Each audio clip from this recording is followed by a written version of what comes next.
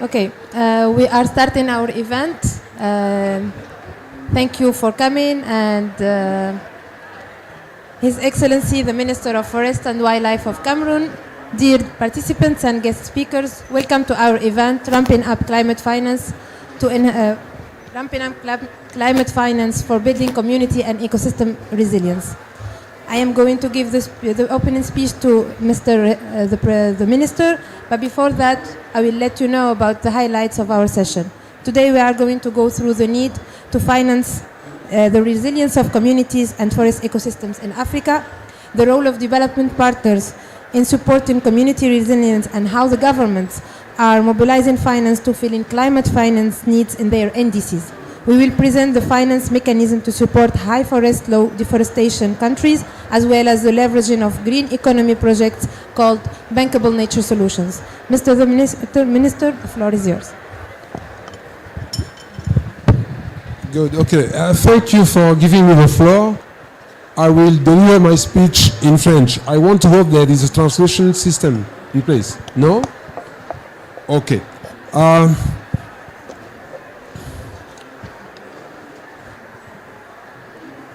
Mesdames et messieurs les responsables des administrations publiques des États partis à la Convention cadre des Nations Unies pour le changement climatique en vos rangs et titres respectifs. Mesdames et messieurs les responsables de VVF et des partenaires techniques et financiers. Mesdames et messieurs les représentants du secteur privé. Mesdames et messieurs les responsables des organisations de la société civile, des peuples autochtones, des communautés locales, des groupes de jeunes et de femmes, chers participants, mesdames et messieurs. Au nom du Conseil des ministres de la Commission des forêts d'Afrique centrale, des forêts du bassin du Congo, que je préside, c'est pour moi un immense plaisir de prendre part à ces travaux de ce side event organisé par le VVF sur l'accroissement du financement climatique pour renforcer la résilience des communautés et des écosystèmes. L'intitulé de ce side event est à plusieurs titres évocateur des attentes de la COP 27 africaine, notre COP, qui est appelée à servir de plateforme qui rassemble des engagements intenses, des consultations légitimes et la mobilisation de diverses parties prenantes pour ouvrir la voie à une Afrique résiliente au climat. Nous voulons espérer que cette COP27 permette d'accélérer la mise en œuvre de cette ambition d'une Afrique résiliente au climat. Ceci dépend, entre autres, du respect des engagements antérieurs, de la promotion de la coopération à grande échelle et du renforcement des capacités institutionnelles. C'est le lieu pour moi de soulever toute l'importance de ce side event qui se penche sur la question centrale, la finance climatique, voire son accroissement de la finance climatique.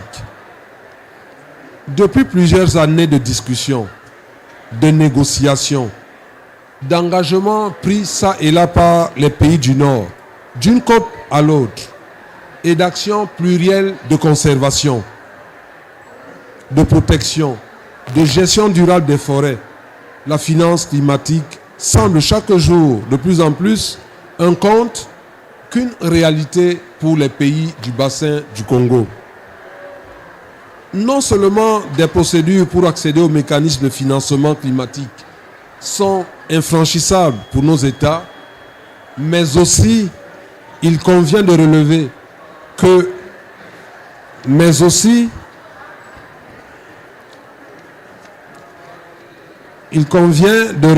le marché volontaire du carbone n'a pas porté ses fruits dans les pays de forêt tropicale et subtropicale à forêt couverte forestier et à faible déforestation et disposant des écosystèmes forestiers les plus riches en carbone et en biodiversité dans le monde.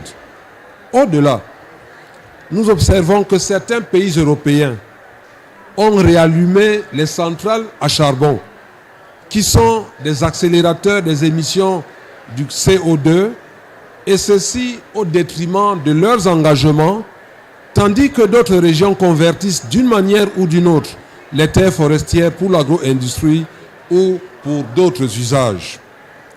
Non seulement cette situation est interpellatrice à plus d'un titre, mais aussi elle est source de préoccupation pour les États qui subissent des pertes et dommages et l'accroissement de leur vulnérabilité face aux effets néfastes du changement climatique. Dans cette même veine, nos pays font face à des choix difficiles entre la nécessité de mettre nos potentiels forestiers au centre de notre développement économique, ce qui suggère des conversions de forêts à grandes échelles, et celle de répondre à la problématique mondiale de conserver ce potentiel forestier afin qu'il continue à jouer le rôle de poumon de la planète. Mesdames et messieurs, voilà ainsi résumé les choix difficiles auxquels sont confrontés les pays du bassin du Congo.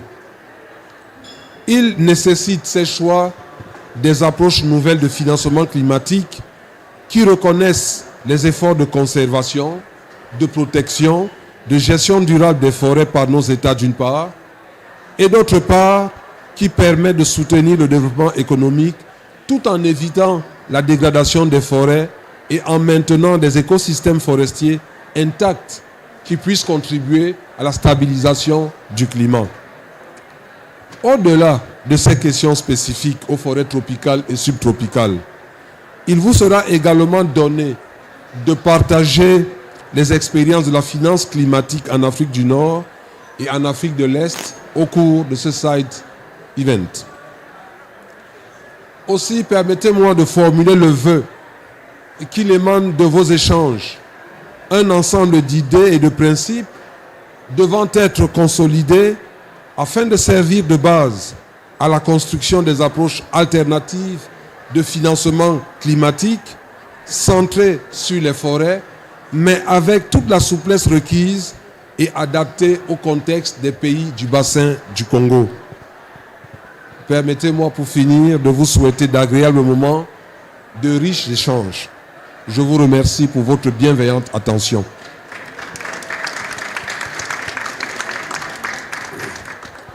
Thank you, Mr. the Minister. Allow me to quickly summarize the speech. We are here at the Africa COP, and this is our chance to mobilize finance and advocate for more mobilization of finance for our ecosystems, which are in a very vulnerable state. Mr. the Minister acknowledges that the vulnerabilities in Africa should be taken into consideration, and that equality between countries, and that we have different situations, and that there is a need with different landscape and ecosystems in Africa, especially for the Congo Basin, to protect very rich biodiversity in these ecosystems that sustain biodiversity but also livelihoods and economies.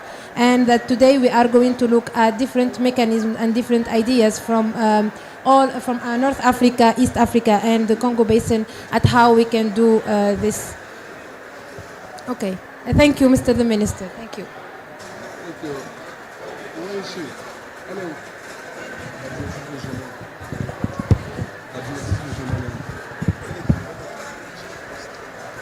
Okay, it has been a pleasure to meet you. Thank you. Hope to see you soon. Thank you. Bye for now. Merci. Je vous prie.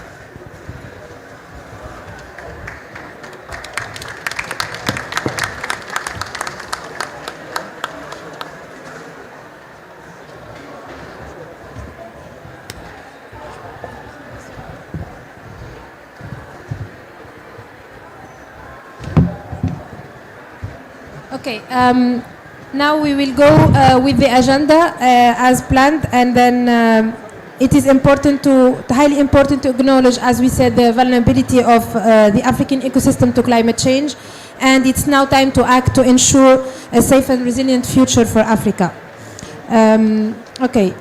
We will launch a video now, and before that I would like to present to you our speakers today. We have with us in the room 4 speakers, but we also have another speaker who have pre-recorded his video. So allow me to present to you Mr. Ian Isherwood, WWF Kenya Bankable Nature Solution Lead, who has pre-recorded his video. Mr. Timothy Kagombe, Head of COMIFAC, UNFCCC Negotiators. Mr. Mark William Lutz, WWF Carbon Finance and Market Task Force. Mrs. Jacqueline Kimme, Climate and Energy Coordinator, WWF Kenya. And Mr. Adel Ben Youssef, Professor, Université Côte d'Azur, Research Fellow at the Economic Research Forum Cairo and Global Labour Organization Bonn. Okay, now we are going to watch the first video from the first speaker. Hello everybody, Ian Isherwood here. I'm calling in from Nairobi, Kenya. Pleasure to be here. I'm going to jump straight in. I've only got 5 minutes, and 5 minutes, as I've recorded this session like 4 or 5 times, it's not that long. So thank you all for giving me the time to share more on what I'm doing here in Kenya, some of the different projects that we're working on. But as you can see from the topic, that's what I'll be talking about on the screen. Let me make my face a little bit smaller. Maybe put myself on the right-hand side. There we go. So what I'm going to cover today is what I've been working on. I work with WWF, but I've been working on projects for the DFCD. That's the Dutch Fund for Climate and Development.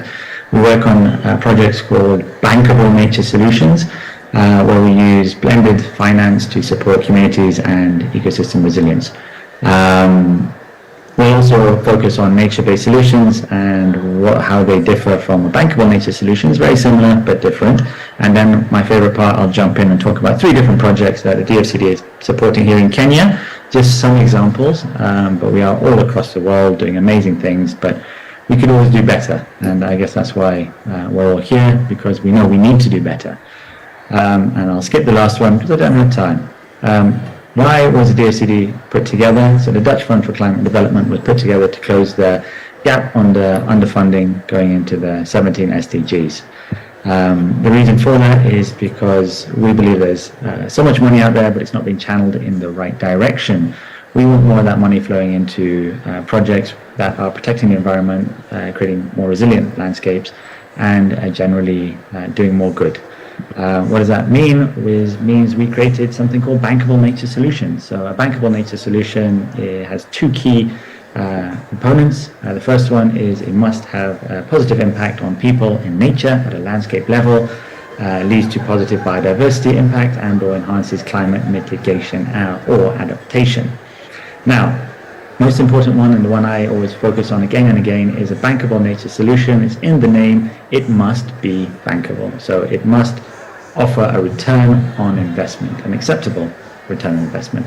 So that means that if there's $1 going in, you must be able to produce $7 or $10 with that $1. We will use, typically in most cases, blended finance. So that way we can help structure and develop projects at the early stages, and then attract other investors who can come in and support the project as it becomes more bankable and scalable, and creates more and more impact, positive impact as it keeps growing. The impact we're looking to create, the outcomes are all quite obvious. We're all hearing about that non-stop, but they're very, very, very, very important. So lowering the GHG emissions, extremely important, and of course climate resilient food security. We're just generally looking to make stronger climate resilient economic growth, especially for the LDCs, such as Kenya. The difference between a nature-based solution and a bankable nature solution, as you can see on the screen, a traditional investment is on the far left, pure profit. All they're looking for is a profit. They don't really care about too much about the nature or the environment or the wildlife.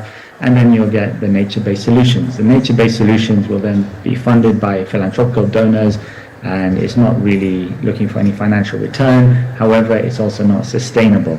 So we blend the two together, where we can still offer the traditional investment, traditional investor, the return on their investment that they're looking for, and then also the nature-based solution. We're still addressing those important areas. DFCD was structured in 3 different facilities. In the middle, we have the origination facility, which is the WWF and SNV. That's where we originate all ideas, and we help structure and develop them until we can hand them over to the water facility or land use facility, who will be able to come in with much larger ticket sizes. Where do we support projects? The Valley of Death, as you can see on screen, is what most people will know if you've started a company or have been part of an early stage or mid-stage company. You're not really profitable at the beginning, very, very rarely, so you need the support. So DFCD can come in at the early stages through grants, and then once handed over, we use the blended finance to be able to still offer grants mixed in with that private investment from outside. The process, it's stage gate process, where we will always look to work with the private investors or other financiers who can support projects, especially if they are of interest to WWF or DFCD. We'll come in with grants and then also look to attract that blended finance, definitely at stage 2. Stage 1 is now over, but stage 2 is where the blended finance would come in, and we're asking to be matched by at least 20 to 50%. There are different timelines you have to complete the activities on, and certainly have, as I've said, the outside investment to support the projects, not just through the grants. And then stage 3 is that's when you're being handed over to the water facility or the land use facility, who will typically come in as debt or equity investors. Now, one of the projects that we have supported, and why we have supported it, is a project in the Masai Mara. It is called the Climate Resilient Landscape Finance. They are doing amazing work with different conservancies. They are creating different partnerships with the private sector, conservancies, to generally make the landscape more sustainable in the long term.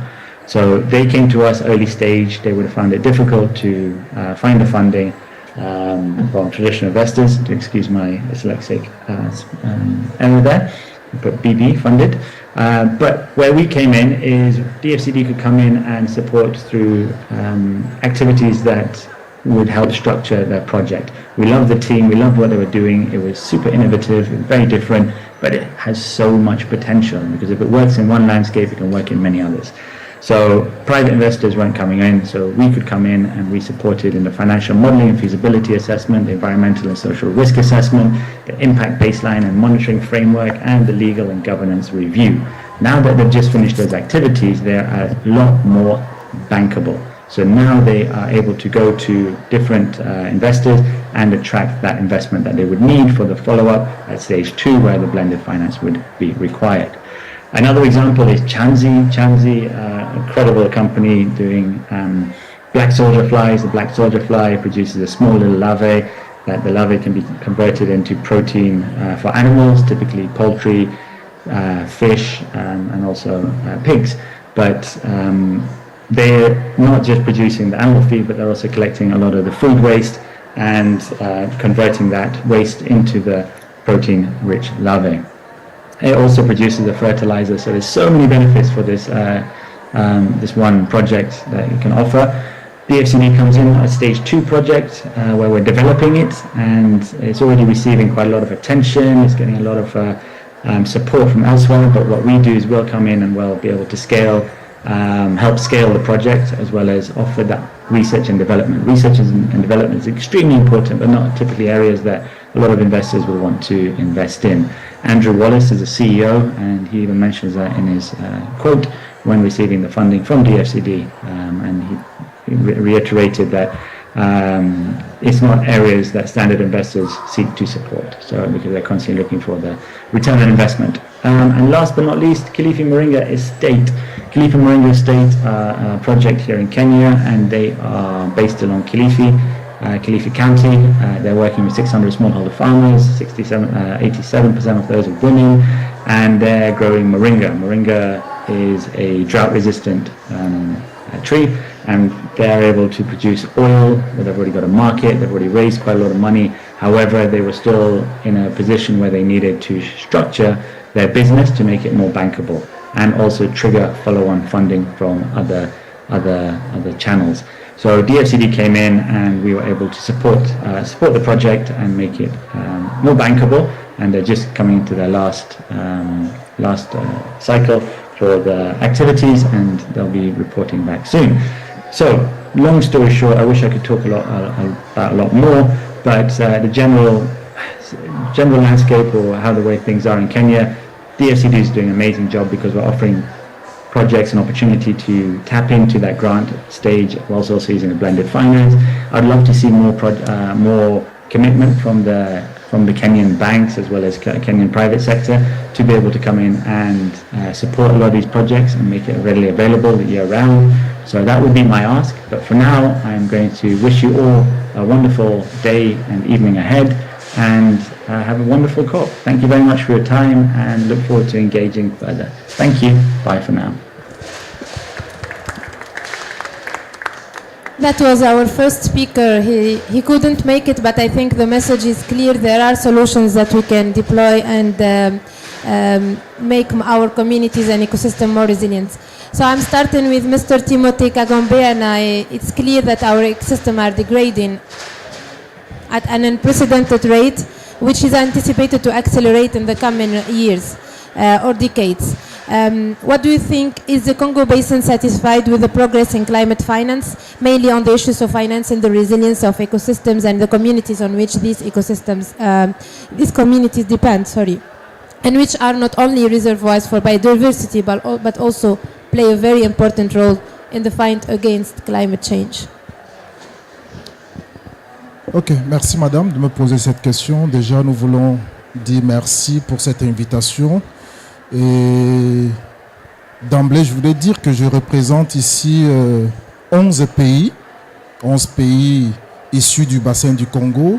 Et vous pouvez comprendre quelle est la grandeur ou bien quelle est la participation de cette partie du monde dans la séquestration du carbone, quand on sait que le bassin du Congo est le deuxième poumon écologique mondial. Et nous n'avons pas peur de le dire. Il est en train de passer pour être le premier bassin ou bien le premier poumon écologique mondial, de par sa capacité de séquestration, de par même la quantité de forêts et les espèces que nous avons encore. Ça veut dire que cette forêt joue un rôle principal, non seulement au niveau du climat, mais aussi au niveau de la biodiversité, comme vous venez de le dire. Mais maintenant, en ce qui concerne le financement lié au changement climatique et par rapport à cette sous-région, nous pouvons dire peut-être que la satisfaction peut être de manière différente. La première des choses qu'il faut retenir, il faut déjà dire que l'Afrique est le continent le plus vulnérable, mais malheureusement est le continent le moins financé par rapport à la lutte contre les changements climatiques. Nous avons essayé de faire quelques travaux au niveau du Cameroun pour essayer d'évaluer déjà des financements qui ont été reçus au niveau des pays de la sous-région et particulièrement au niveau du Cameroun. Mais le constat est alarmant. Le constat est même lamentable, je peux dire. Et quand vous essayez de voir les progressions des financements ou encore des promesses depuis 2009 jusqu'à aujourd'hui, nous n'allons que de promesses en promesses. Nous sommes passés des promesses à environ 20% de promesses de financement.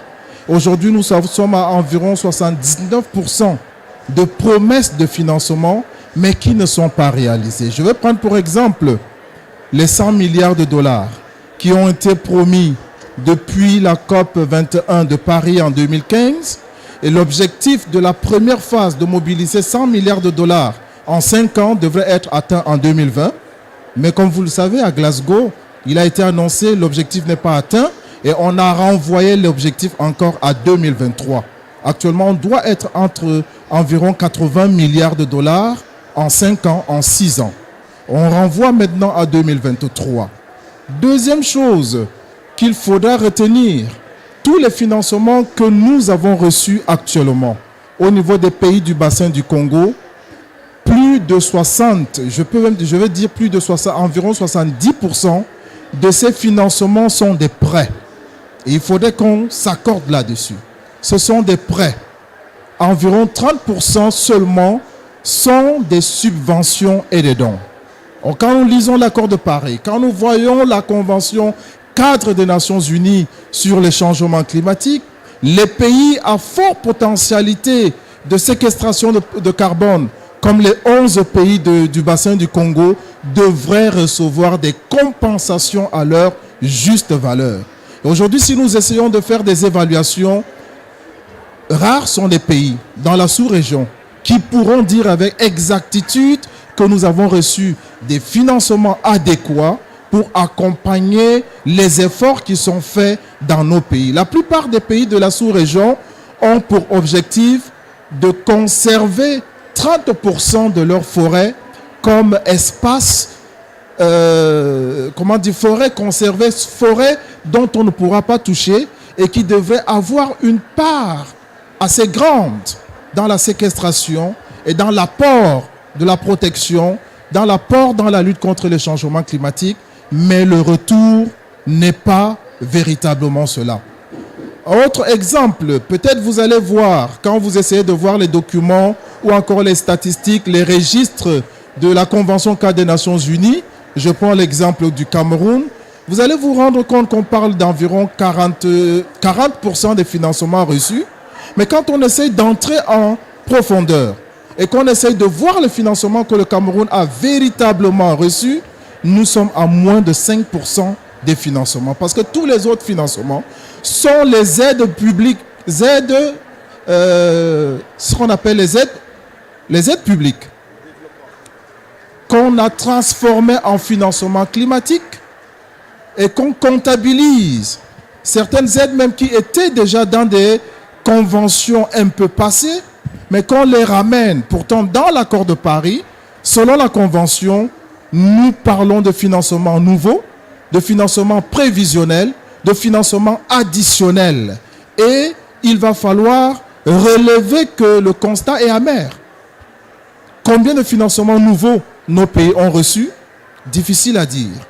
Combien de financements additionnels nous avons reçus? Difficile à dire. Et si nous allons encore plus loin, nous allons nous rendre compte, nous parlons ici des financements liés à la résilience des communautés, liés à la résilience de nos secteurs de développement, et vous allez vous rendre compte que plus de 70% des financements sont convergés vers l'atténuation. Moins de 30% adaptation. L'Afrique a besoin de s'adapter. Et les financements dans ce domaine sont les moindres. Certes, l'année passée à Glasgow, les pays développés ont annoncé le doublement des financements liés à l'adaptation. Mais il faudrait que cela aille encore davantage pour accompagner nos pays, pour compenser les efforts des pays de la sous-région. Je voudrais chuter aussi en disant, quand nous essayons de voir ces financements, plus de 70% des financements vont dans l'énergie. Ensuite, c'est les transports. Et après, c'est, je crois, au niveau de l'agriculture et autres, peu de financement va dans le sens de compenser les efforts forestiers. Et c'est ce qui est alarmant. Les pays développés sont très prêts à financer des projets liés aux énergies, à financer des projets liés au secteur de transport, à financer des projets liés à beaucoup d'autres secteurs en rapport à l'atténuation, à financer des projets liés à la protection, aux services rendus par nos écosystèmes, par nos forêts qui sont encore intactes. Et c'est la raison pour laquelle ma conclusion, c'est que les pays de cette sous-région ne sont pas satisfaits par le système mis en place actuellement dans le sens de la mobilisation des financements. Et je veux finir en disant, quand vous essayez de voir de manière globale le schéma de mobilisation des financements, 5% seulement des financements sont sous la Convention. Les autres financements, c'est les financements bilatéraux, c'est les financements multilatéraux, mais qui n'entrent pas véritablement dans le cadre de la Convention cadre des Nations Unies, qui déploie en réalité des stratégies de mobilisation, mais nous sommes encore très loin de ce résultat. Comme l'a dit le ministre dans son discours préliminaire, nous sommes à la COP 27, à la COP africaine. L'objectif, c'est d'augmenter cette capacité de mobilisation de financement. Nous ne voulons pas parler ici de promesses. Les promesses, nous les avons. L'année passée, nous en avons reçu concernant la forêt du bassin du Congo. On nous a annoncé 1,5 milliard de dollars pour accompagner les pays par rapport aux services rendus par la forêt, ce qui est d'ailleurs ne représente pas véritablement les efforts faits. Mais au jour d'aujourd'hui, si nous essayons d'évaluer et de voir ce qui est réellement fait, je ne voudrais pas entrer en détail, mais beaucoup de choses restent à faire. Beaucoup de choses restent à faire parce que la forêt, pour nous, c'est les supermarchés. C'est ce dont nous avons besoin pour envoyer nos enfants à l'école. Ce sont ce dont nous avons besoin pour éduquer nos enfants. Et si cela doit devenir un service international, il va falloir compenser les efforts. Il va falloir multiplier les efforts dans la mobilisation des finances, de la finance climatique. Par conséquent, il va falloir revoir complètement le schéma, la stratégie de mobilisation afin de permettre aux pays de la sous-région de bénéficier véritablement de cet effort qui est alloué à la communauté internationale. Voilà ce que je peux dire d'entrée de jeu par rapport à la question qui m'a été posée. Merci. Thank you, Mr. Timothy. Allow me first to translate to our audience who are not familiar with French. So the question was about satisfaction about the finance mechanism, and it's clear that you are not satisfied, and that the countries, the specific situation of the Congo Basin countries needs to be acknowledged. Sorry. And that promises are not met since Paris agreement. So most of the finance is allocated to the Congo Basin are loans. 30% only are grants, and we need to look at compensation and adequate finance for the high forests covered countries. Most of the funding also comes from ODA, and as Mr. Timothy mentioned, as per his speech, the finance and the funding that is coming is not new finance, but already committed funding, and that lastly we need to think about we have to double and increase the support for adaptation in Africa, because the key message is that Africa will need to focus on adaptation, and the adaptation efforts need more funding mobilized.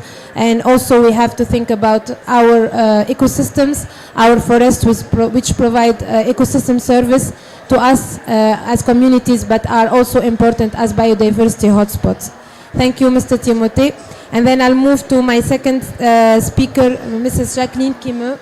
So now we are going to talk about development partners. And my question is, for climate change finance to effectively support communities' resilience, which is our subject today, what are the key factors that development partners need to understand based on your experience working in Kenya?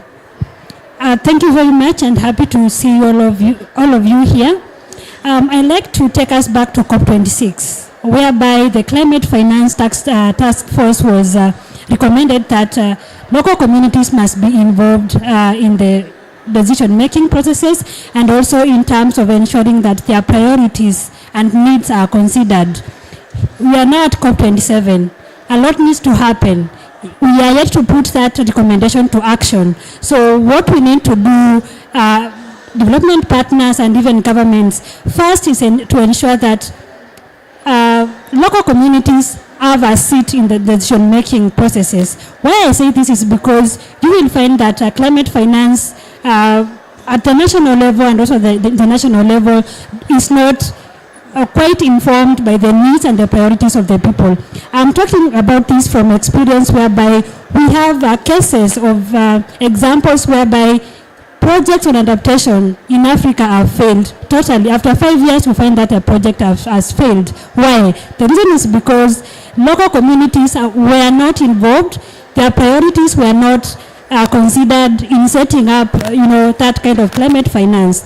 Secondly, we have seen that when we are setting up climate finance at a local level, we need to have indigenous knowledge systems combined with the scientific knowledge systems for that to make sense to the local communities. Because after some time, as I said initially, you will find that the communities will abandon some of these adaptation projects that have been put forward. So we see that from experience that communities, the indigenous knowledge must be put on the table.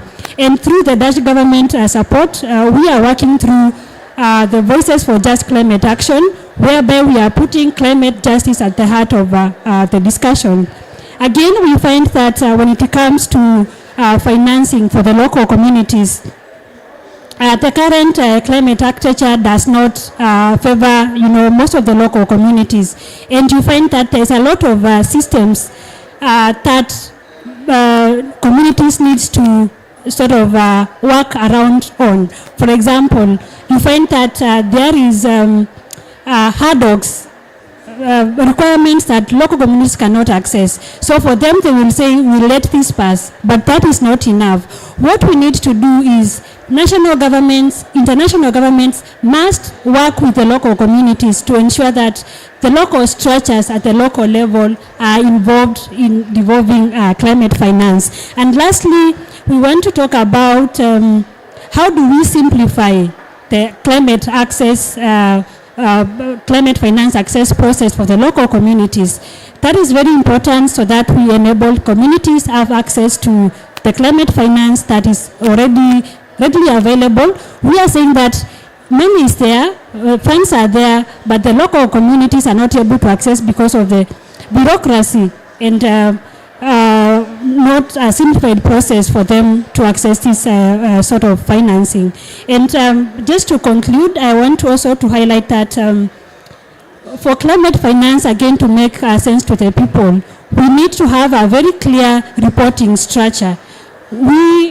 Sometimes we do a lot of projects, for example, in some of the African countries that we have seen.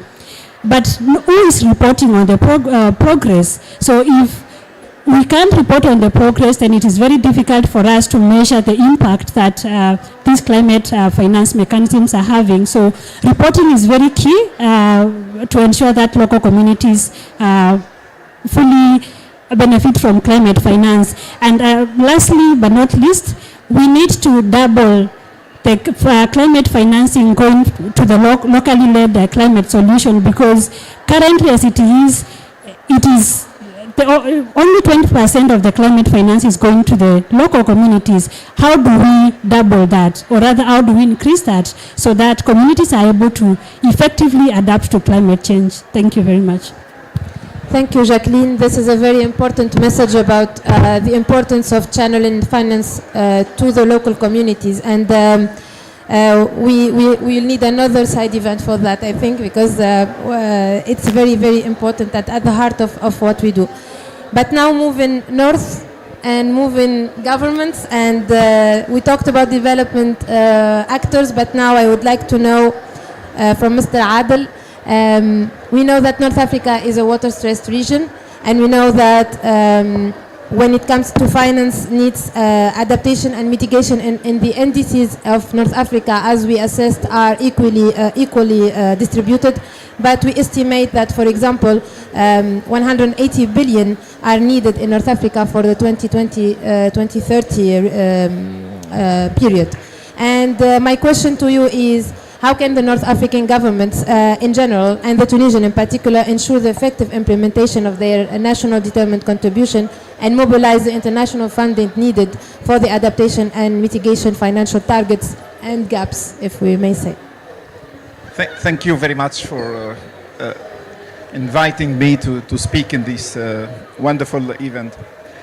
First of all, I would like to say that we are speaking about a concept with no borders. Climate finance, the meaning of climate finance is not on the table now. We are not agree. We have no agreement on what is the real meaning of climate finance. So first of all, this is very important to say that for now we are speaking about climate finance, but we need to reach an agreement on this first. Second, of course, we have a lot of needs. in the region. We are one of the most impacted region, and we have a lot of needs. But we are not waiting for the money in order to adapt ourselves. We are already making the adaptation. At the local level, communities are making the adaptation. What we need is to strengthen this action already in the ground. So I think really I'm going to make to speak about the experience of Tunisia and how we are dealing with this point. For the NDCs, Tunisia, but not only Tunisia, Morocco and Egypt has already communicate their NDCs.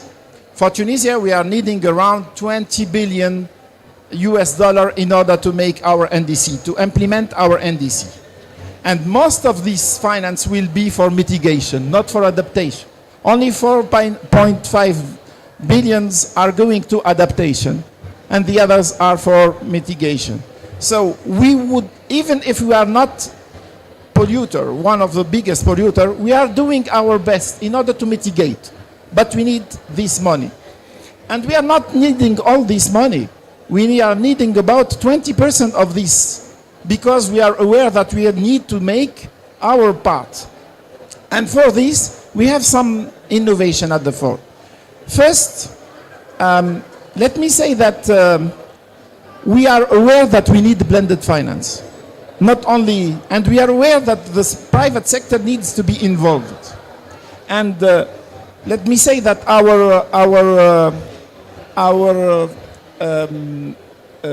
event, the national event, is about the role of private sector in implementing NDC. This is the national, and invite all of you to come to this event on 16. So that means that we need to onboard the private sector, and we are trying to work with the private banks in order to get them on board, in order that they finance this, not only mitigation, but also adaptation. And for this, we need bankable projects. Second, we are aware about the bilateral finance. Bilateral finance is already there. And we are working with some key actors on the ground in order to finance these, like the UK, France, Switzerland, the European Union. And we are exploring also the possibility around the Article 6.2, especially for the bilateral with Japan.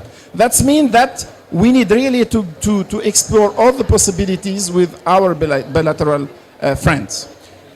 Third, in order to get the money, we are aware that in the convention we need to have this transparency framework. That means that we are preparing ourselves, and we are putting the transparency framework in the energy sector, in the agriculture sector, in water sanitation sector, and this is needed in order to get the finance before. So we are asking for the funds, but do we have already put and implemented the frameworks? So from our side, we are aware that this is needed, and we need to do it. So we are doing this, and we are asking for the fund after. Fourth, when we speak about climate finance, we forget that the climate finance, there is also, it's not only about funds, it's also about insurance. Climate change is about extreme events. This is what we have as a big challenge in our region, is how to manage these extreme events. And for this, we need the insurance. And we have no instrument now. And that's why we are working with the insurance company in order to put insurance for local communities, for agriculture people, because for them it's very important. When they have a damage, we need to have some support for them. And for this, we need to be innovative. And let me say the last one message is working with at the small scale. When we look at the international multilateral banks, they are communicating about they have mobilized around 60 billions in order for climate change. But do they have the instrument in order to work with the community at the local? No. Do they have the instrument in order to work with the NGOs? No. They deal only with the government. And they are aware about this. So if we want really to have an impact, we need to change also the instrument for these kind of multilateral banks, especially the African Development Bank. For the African Development Bank, they need to be innovative. They need to have a new instrument in order to tackle this issue with local communities and to act at the local communities. So in Tunisia, we are trying to do our best, but we also, and for this I am 100% aligned with His Excellency the Minister and with Mr. Timothée Kagombo. Sorry for, désolé pour la prononciation. We are aligned, and we know that for the moment we are lacking this money. But we need to show them that we are also doing things on the ground. We are not only asking for the money, we are asking for the money, but we are also doing our part of the job. And this is key, to show them that adaptation on the ground with the local communities, it's also our part, and we need to do it.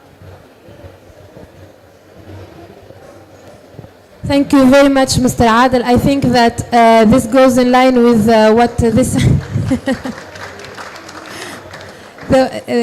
deserved a round of applause, because this is what we meant by, we started this event by a solution, and we presented you a mechanism that is being done in Africa and implemented. And now I'm also asking a question, because we're not only talking about challenges and we are not only dissatisfied with the process, but we're also talking solution. So I have with me Mr. Mark Luth, and I'm going to ask him, so we understand that finding adequate finance appears to be a challenge for everyone, as we saw now. And, but it seems to be especially hard to attract finance for countries with historically low level of deforestation, the so-called HLFD. And what might be some solutions for these countries to attract funding for forest protection? Thank you, and thanks for the opportunity to speak with this panel. Very interesting discussion so far. I want to talk a little bit about some work that WWF is doing to help contribute to the financing solutions. I've been following the climate finance negotiations here for about 15 years, and I'm very well aware how hard it is to pry adequate finance out of developed countries in traditional ODA climate finance channels. We do our best to convince them to meet their commitments and meet the needs of developing countries. But we know there's a gap, and even if the 100 billion commitment, which shamefully hasn't been met yet, even if that is met, there will still be a huge gap in terms of financing for developing country activities. And I liked the comment you made, our colleague made, that even though there's insufficient finance, I find it amazing how much action is still happening on the ground, even in the absence of financing. Developing countries, even the poorest developing countries, somehow find a way to start doing the right things and solving adaptation and mitigation needs. But I want to talk a little bit about some ideas we're thinking about to solve the finance gap and get finance from places where there is actually large finance flows to the places where finance is really lacking. I co-lead in WWF something called the Carbon Finance and Markets Task Force. Until recently, it was called the Carbon Markets Task Force, and we changed the name to Carbon Finance and Markets Task Force to recognize that there are many more financing opportunities out there than just carbon markets. And that is particularly relevant for the situation of high forest, low deforestation countries, countries that have kept their forests intact until now. and to their great credit, haven't had historically high levels of deforestation. The REDD Plus framework, the framework for reducing emissions from deforestation and degradation, is really built to serve the needs of those countries that have had high levels of deforestation and now need to reduce those deforestation rates. And by calculating the difference between the historical high deforestation rate and current lower deforestation rates, can claim the right to finance for the difference between the high rates and current rates, either in terms of, in some cases, carbon markets, carbon credits, or through results-based finance. Even for those countries where that system is designed for, there's not sufficient money flowing through that system. But for I'll use the acronym HFLD. I'm sure most of you are aware of it, for the situation of those countries with intact forests and historically low, so high forests, low deforestation countries. For those countries, it's much harder to benefit from the REDD Plus system because they don't have the high deforestation rates in the past to justify large numbers of tons of carbon credits or results-based finance. And a lot of these countries are trying to find ways to find finance in that system, but it's really trying to shoehorn a problem, a situation into a system that wasn't designed for that. So in our Carbon Finance and Markets Task Force, we were approached by some of our offices exactly in the Congo region and in this situation of high forest and low deforestation, to help them find a way to finance the kind of activities they need to avoid starting the cycle of high deforestation that none of us want. So we've, and I want to talk about some preliminary ideas we have in thinking about that, and we're developing a proposal we want to bring to these countries and ministers that we're developing with these countries in the Congo Basin, and also some countries in Central America that are in a similar situation. What are some basic principles that should follow? We know these countries have typically low levels of development. They tend to be very poor countries, low income, and therefore don't have the kind of financial market, financial infrastructure in the countries to mobilize finance, and the financing tends to be very expensive for these countries. So, and they also, of course, have intact forest and kind of the kinds of activities they're undertaking now tend to be fairly compatible with intact forests. So we want to build on that. We know the finance for these countries has to be grant-based because they won't have the revenue, the income to pay back loans, and we don't want to see them further indebted. The finance has to be community-driven. It has to reflect the reality and the interests of the local communities, as our previous speakers have said. And it has to support early-stage activities. It has to support. It can't be kind of bankable solutions as is suitable in some other situations. It has to be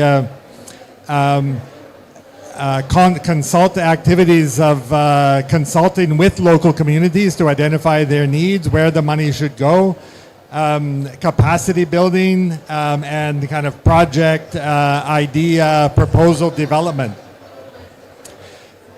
And it also has to be an incentive for alternative development paths. They have to find a way to develop in a way that doesn't mean deforesting.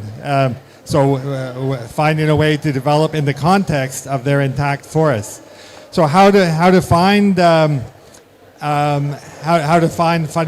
money for that? We have some ideas. It probably one idea would to be to create a new fund that's tailored to the needs of these countries. Creating a new fund, lots of funds have been created that don't get financed.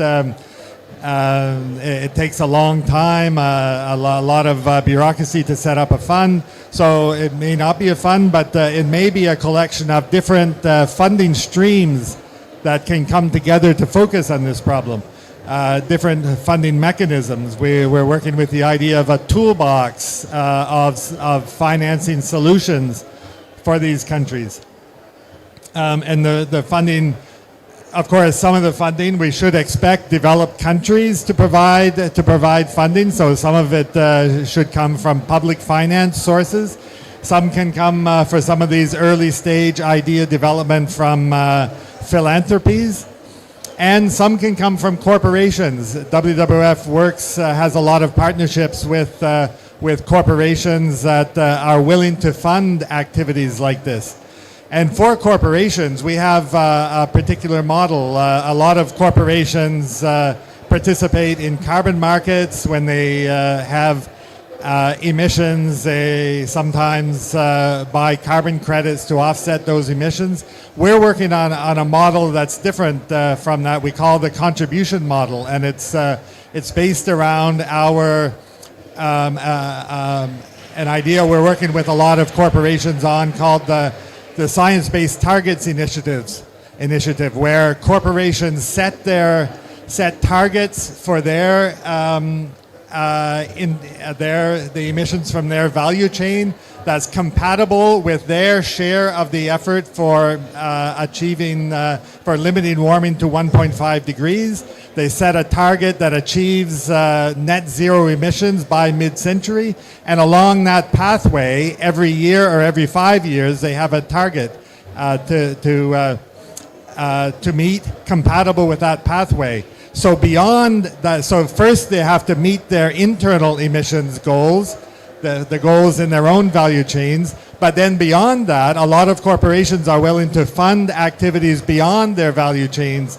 And we're saying instead of just buying offsets, which often means just buying the cheapest offsets on the market, which might be $5 or $10 a ton or even less, and then declaring themselves carbon neutral, we have a model where they should contribute financing based on their remaining emissions beyond what they have to reduce internally, based on some criteria, like, for example, the social cost of carbon, which could be something like $200 per ton, or the highest price in their jurisdiction, like in the EU, it would be $80, $90 a ton. So they set that money aside for activities like this to preserve standing forests, for example, and fund activities that achieve multiple benefits, not just carbon benefits, because sometimes carbon finance, carbon credits are based only on the carbon value of the forest. And as others said, forests have a huge range of biodiversity benefits, ecosystem benefits, hydrological cycles, all of these things. So these companies can allocate this money to activities through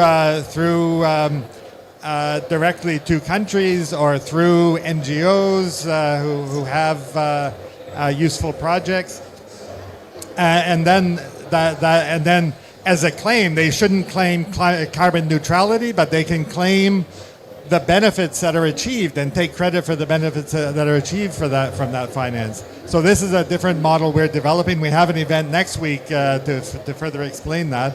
But so by by combining all these different sources, philanthropic finance, public finance from ODA, from developed countries in particular, and funding that private sector actors can contribute, we think there's a good opportunity to make a difference and contribute to the needs of these countries who so need special kinds of finance to protect their standing forests.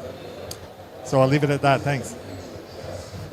Thank you very much, Mark. This was very, very useful, and this gives us also another pathway, other ideas about how we can resolve our climate finance issues. But we'll go back to Jacqueline now, and as our event is called Climate Finance for Building Community Resilience, I think that my question would be simple, but how is WWF Kenya doing to ensure this financing reaches to local people? Thank you very much. Just to start with mentioning that through the support from Dutch government, through the Voices for Just Climate Action, we are setting the local structures ready to access climate finance. As Kenya, we are lucky to have the World Bank financing a program called Financing Locally Led Climate Solutions, whereby all local governments must be able to access the funding. But for them to do that, they need the structures ready. The governance system must be ready so that they can be able to access the finance. So what are we doing as the WWF Kenya? We are working with the local government. We are working with the communities, the local communities, to set up the structures at the local level. This involves setting up what we are calling the climate change action plans, the climate policy that stipulates that before even the World Bank gives the money, the county must set aside 2% of the development budget for climate finance, because the government cannot come and bring the money without commitment from the local governments, from their different sources of finance. They must be able to set up at least 2 to 5% of their development budget for climate finance. This is critical because when you look at the local level mechanisms, climate finance is not a priority to them. So by ensuring that we have a law that ensures that they set this up, then we are setting up for the good cause. After setting up these local structures, then we prepare the communities to develop what we are calling sort of like mapping the local level priorities that they will use to access these funds. And this is again transferred to the national government and also to the World Bank. By doing this, we ensure that the national government does not fund what it thinks works at the local level, but what the local communities working with the local government knows sort of is best for the local communities. So we are setting the communities at the heart of the climate finance to ensure that their needs, their priorities are put into consideration. And this aligns to the commitment that was made during COP26 that all climate finance must respond to the priorities and the needs of the people.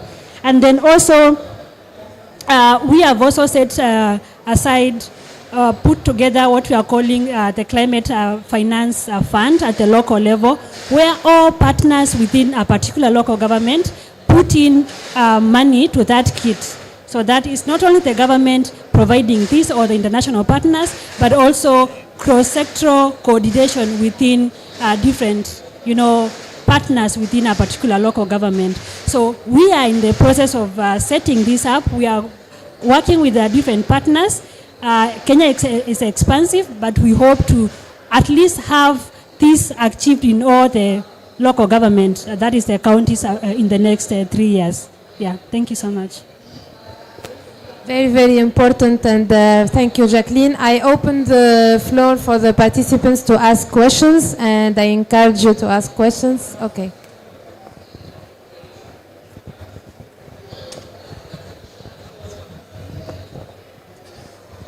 Thank you very much. My name is Jide. I'm from Duke University, but I used to work in Lagos, Nigeria in investment banking for a couple of years. Thanks for the presentation once again. So my question goes to you with respect to carbon market and looking at carbon market offset for companies, most of the time you see that companies are buying carbon offsets with a life cycle of 200 years, and they're emitting carbons that is as high as maybe 1,000 years. How do we match that together? I mean, if you are buying a carbon offset from a forest who has a life cycle of 100 years or 150 years, but what you're emitting is going to stay in the atmosphere for like 1,000 years or 2,000 years, how do we ensure that the carbon you're buying is actually matching the assets you're actually giving out? I don't know if my question is clear. Yeah, the question of permanence in carbon markets, I'm very familiar with with the issue. We're wrestling with that internally, which is one of the reasons that there are a number of kind of questionable aspects of carbon markets, and that's like additionality, but permanence is certainly one. When you have fossil fuels taken out of the ground where they've been for millions of years and put into the atmosphere where it remains for thousands of years, and then if corporations claim that that is offset by carbon sequestered in forests that are subject to reversals and is likely temporary and made more vulnerable because of climate change, that's certainly a problem. So this is why we're looking for alternatives to that, and asking corporations to invest in some other way that's not based on kind of offset claims that treat kind of essentially temporary reversible carbon sinks as the equivalent to taking fossil fuels out of the ground and put it in the atmosphere where it'll remain for thousands of years. So that we recognize that that is a significant problem. Thanks.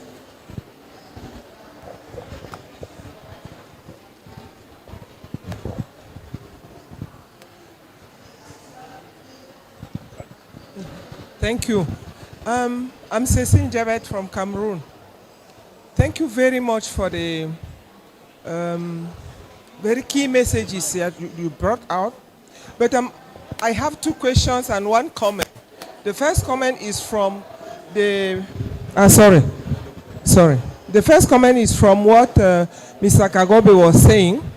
Those countries that are contributing to climate change mitigation are having less of funding. I have not heard anything from you, how you think you can address that. The first question is to you, my sister. Very good for local communities. Whereas women in that scheme, because local communities are not a homogeneous group. We have women in there, and even within the women we have different categories, and I did not heard anything about that. My brother, you talk about the African Development Bank, key, but how are you going to go with that? Because then they will start giving loans to communities. Communities are paying a lot, and we don't need that scheme where we have to come and add burden to them. So I would like to know how you think the issues of funding by African Development Bank, who is making business, can address communities' need. Thank you. Climate justice. So, if I could start on the issue of climate justice, I totally agree. There's a fundamental issue here where the countries, especially countries with who've kept their forests intact, who have low levels of development, historically virtually zero emission levels, are now dealing with the impacts of climate change that are caused by countries who earned their wealth and their development on the basis of fossil fuel use. So there is a fundamental issue of justice, of compensation, of an obligation, as is set out in the Climate Convention, that the response to that is inadequate. But there's an obligation on rich countries to provide much more finance than they're currently providing for adaptation and resilience activities to deal with the impacts for loss and damage, as is being discussed here at this COP for almost the first time. Well, this is the first time there's formal negotiations over loss and damage, and to help these countries find an alternative development path without using fossil fuels. So thank you for that.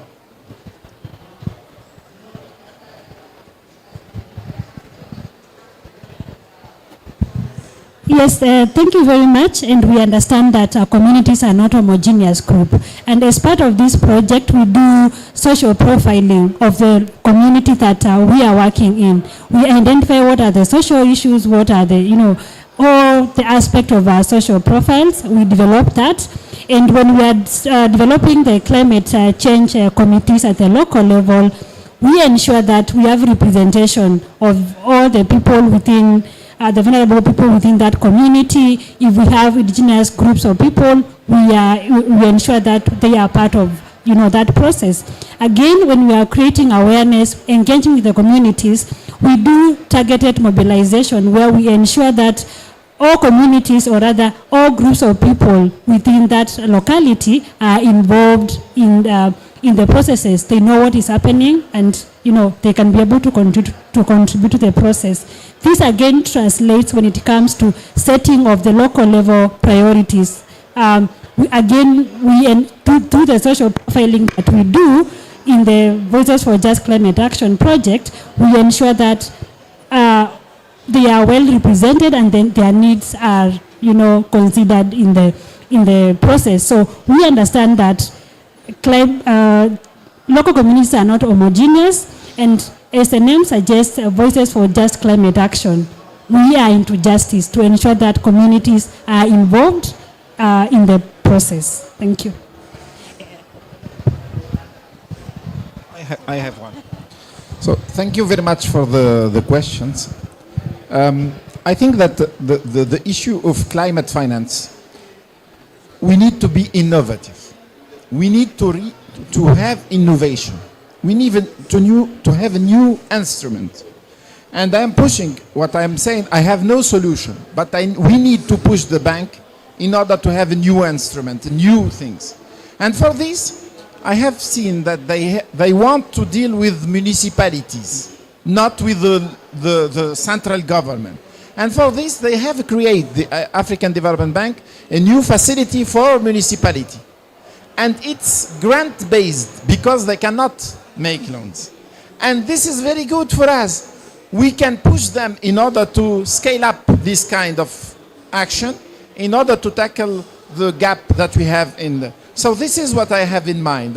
This is not to have a new instrument and to have new debts for our governments. This is not our idea. The idea is to push them to it because they have some know-how. And this know-how, perhaps it's useful in order to tackle the gap now, and because we need to mobilize the funds now. And they know how to mobilize the funds. This is what I have in mind. Thank you very much for the question. Yeah, thanks very much. I'll be fast. My question... So my name is Dure Allison from WWF African Regional Office. So my question goes to, since we're talking about ramping up climate finance, and all what I'm getting from the panelists here, it's about how do we assess the international finance, the international climate finance system. And the panel, I think earlier today there was a panel where they were talking about the domestic finance system. How much can we tap into that domestic finance system to ensure that we get enough, we could draw from that, so be it the pension funds, be it all those funds that have been lined up in the domestic. I think that is something we might want to think about. So that's one thing I want to throw out there.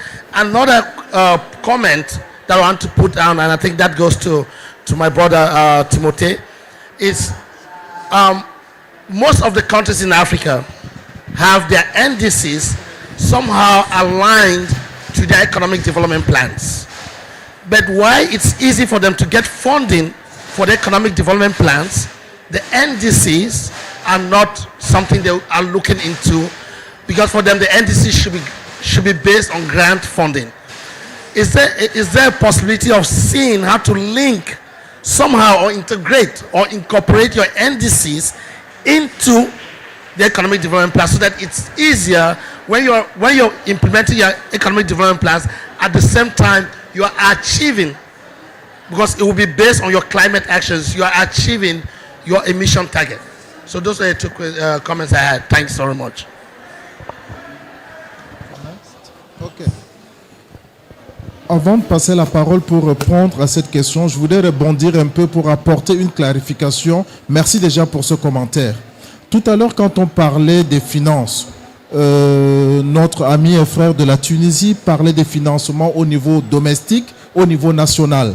Je voudrais juste rappeler ici que le Cameroun, nous avons fait un travail pour évaluer le bilan des 5 premières années de la mise en œuvre de l'accord de Paris de 2015 à 2020. Il ressort de ce bilan que le Cameroun a mobilisé environ 220 millions de dollars en 5 ans.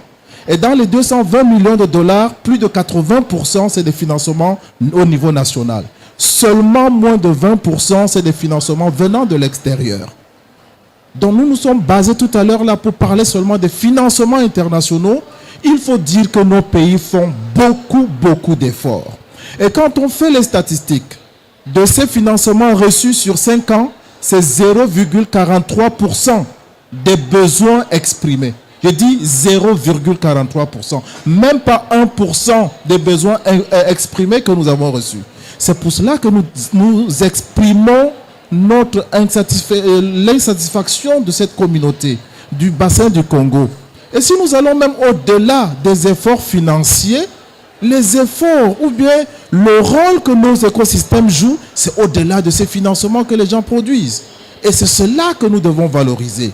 Nous parlons de la solution basée sur la nature. Nous parlons du rôle joué par le bassin du Congo qui est au-delà de ces financements. Donc là, quand vous voyez les chiffres sont colossaux. Et quand vous connaissez les budgets de nos pays qui ont besoin non seulement de l'éducation, de la santé, de développer des secteurs tels que l'agriculture, mais beaucoup de financements vont déjà dans la lutte contre le changement climatique.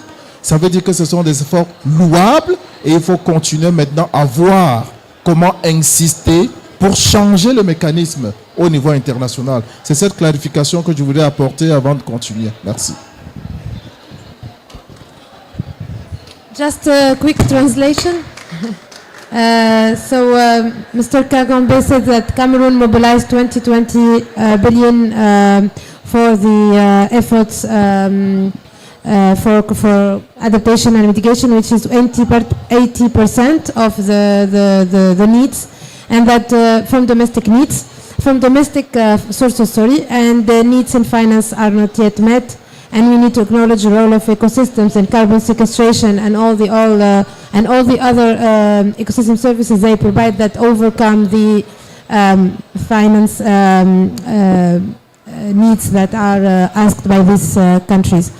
I hope I did a quite close translation. Time is running, so this is why I'm not taking all notes. And I'm given. So, Mark, can you answer the second question? I'm not sure it's a second question, but the question about accessing local domestic sources of finance. Countries have very different situations. Those countries with relatively high, middle, high income countries with diversified economies,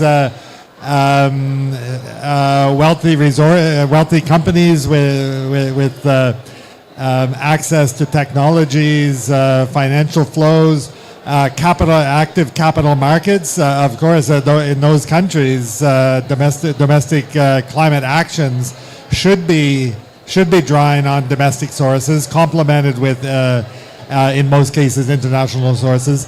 There are other countries, very low-income countries, which tends to be the case with high forest, low deforestation countries, which are often very low-income countries, don't have active capital markets, have a limited private sector.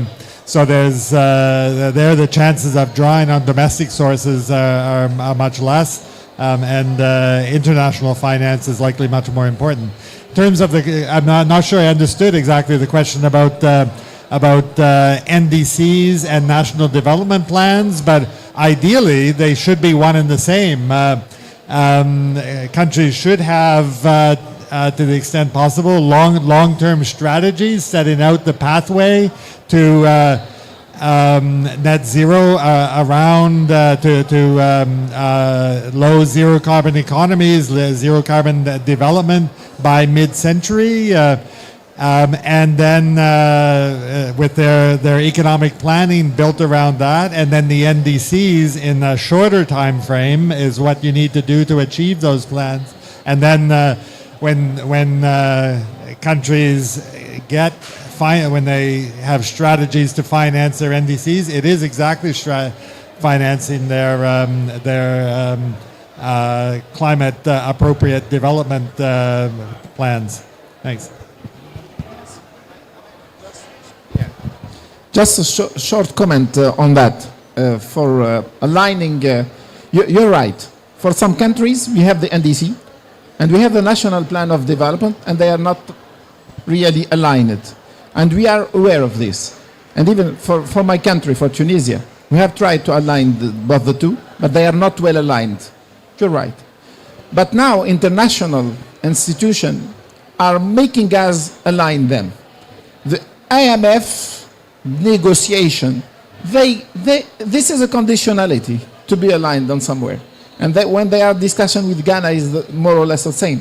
So in somehow we need to align them, but ourselves, or when we go somewhere asking for the money, they are going to align them.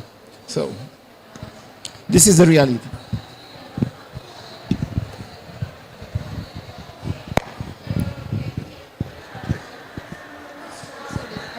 Hello, my name is Olajuwon Kazeem. I am a climate activist in Nigeria, and I am also a lawyer. And one thing I noticed, most of the conversation is about financing, acquiring financing, and getting financing. One of the issues we deal with on ground is, even after getting financing, making sure that it's actually used for what it's actually meant for. There's a struggle sometimes, because sometimes even causes community clashes, because some community feel they deserve this, some community feels they deserve that. Is it actually being used for what it's used for? So I'm just asking, what measures would you suggest would probably be the best way to deal with that issue? Because it's a big issue sometimes after financing. Transparency. Okay. Anyone to answer? So I can start, and I'm sure others will have better ideas.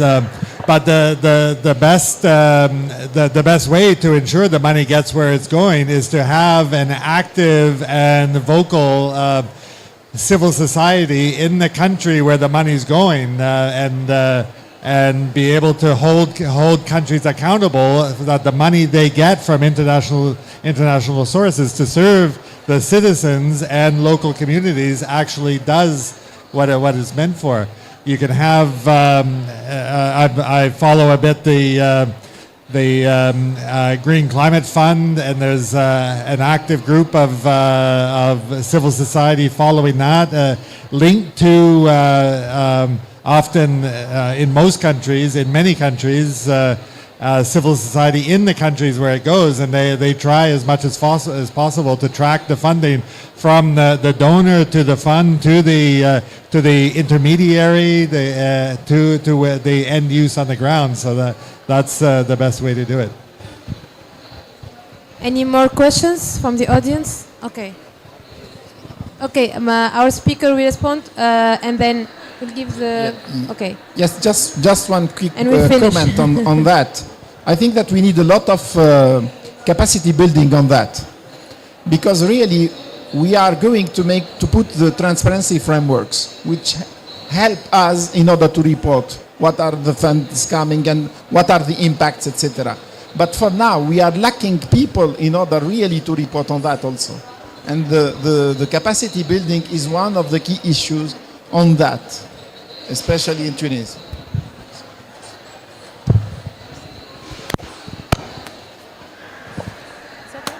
Thank you very much, panelists, for your presentation. They were so rich and very interesting. I want to ask a question to Mrs. Jacqueline.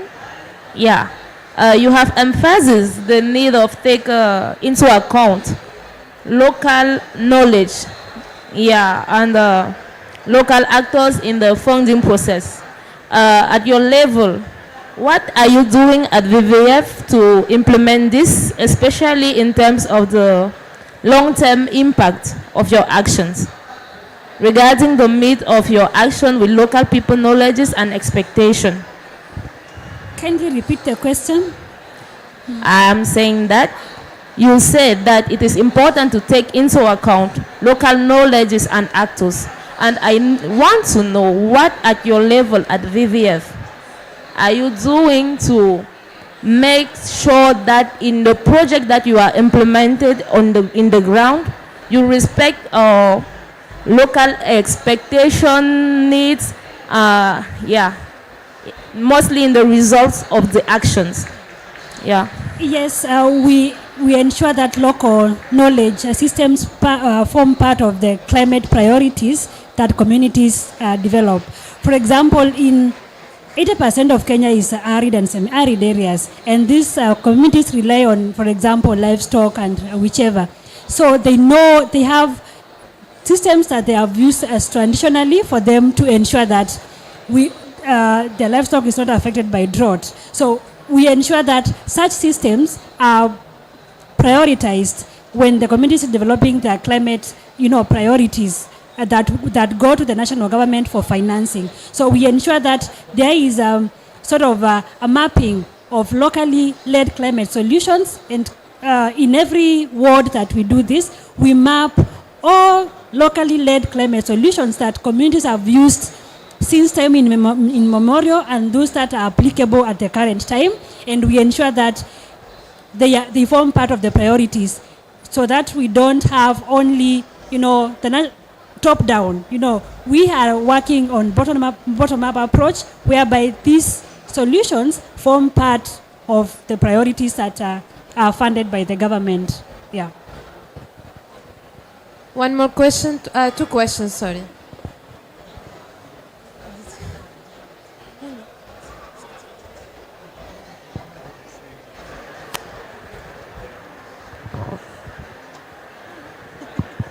Thank you very much, and I really appreciate all the very good information, experiences you have shared. My name is Marie-Louise Havana, working for African Forest Forum. And I'm going to talk specifically on the issue of capacity building to access those funding. Yes, I think I can say this is it has been very long since people were talking of this capacity building, and I'm also sure that different things, many people, many actors have been working towards strengthening, building this capacity. But my question is, at what level, how far we can really build that capacity to make sure that we have really empowered these people to access the funding. Because we at African Forest Forum, we organize training for climate finance, how to access this climate finance, taking into account domestic and if multilateral, different type of funding existing. And 2-3 years later, we draft project with them and we try to make them on the process, but we realize we are on the same level. It doesn't move. It doesn't move. So the question is, what type of capacity building is needed? Where should we really act to make sure that we really empower stakeholders at all levels to be part of the process and to own the process? Because sometimes someone is invited because it's a focal point, because it is maybe an NGO, and at the end of the day, he's not. The thought is that I'm not the one to be in front. I need authorization from this person. So where is the I think for me, I'm thinking like there is a more systemic problem we have to solve to identify where we really need to act to make that change happen, because we are trying to solve problems separately, picking them from different sides, but not touching the real problem. We need to think about, assess what have we achieved and what need to be done to really make that transformative change. Thank you. Okay, let's move. So, anyone to answer? I think you asked a very complicated question for our speakers. It's very legitimate, but it needs to be answered. It's very important, and I think that many answers could be, yeah. It needs another hour. So I think that there are a lot of answers to your questions, and maybe we invite you to interact with the speakers after because we're running out of time. So one last question. Last question. I'm Shark Clay from Tunisia. Actually, I would like first to thank VVF for organizing this event, but also all the panelists for the quality of presentation. Actually, ramping up climate finance for building resilience communities is extremely important. But I think that good governance of financial resources is even more important. My question is, how do you imagine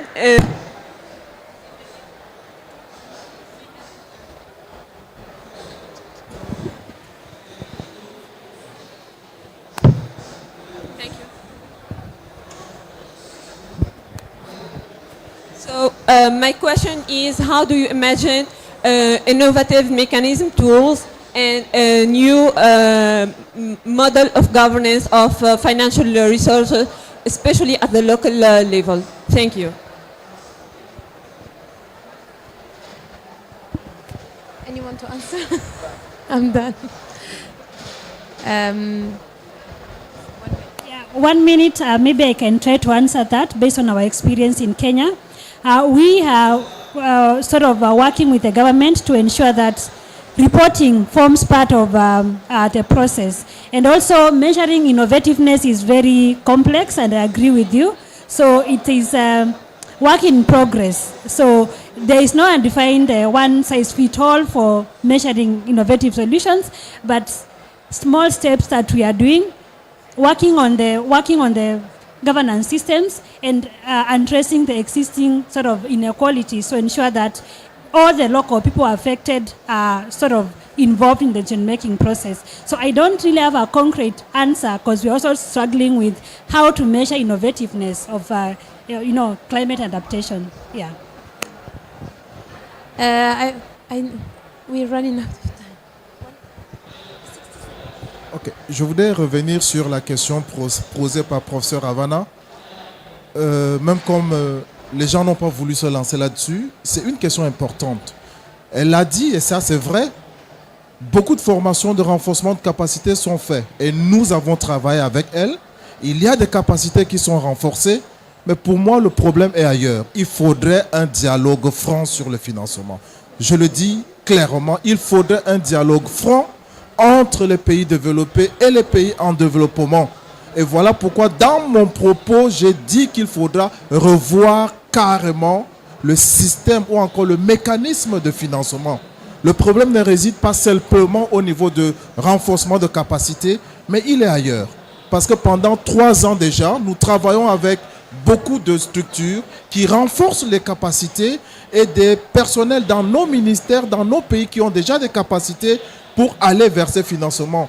Mais les processus d'accès à ces financements, non seulement extrêmement compliqués, qui changent de jour en jour, et des dialogues qui changent, il faudrait qu'on se rasseye sur la table pour discuter de ces questions-là, pour dialoguer et avoir finalement quelque chose qui pourrait être véritablement un mécanisme louable, un mécanisme franc pour accompagner les pays comme les nôtres qui font des efforts mais qui ne reçoivent pas les compensations véritablement par rapport à cela. C'est le dernier commentaire que je voulais apporter. Merci beaucoup.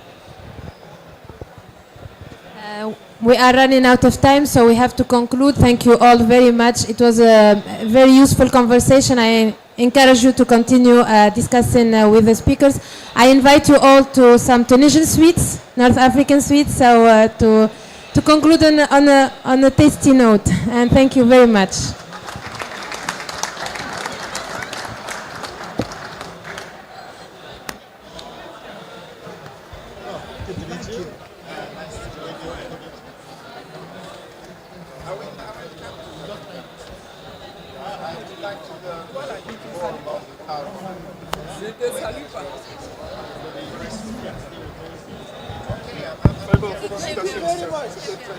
And congratulations to you. I see that you are trying. As you are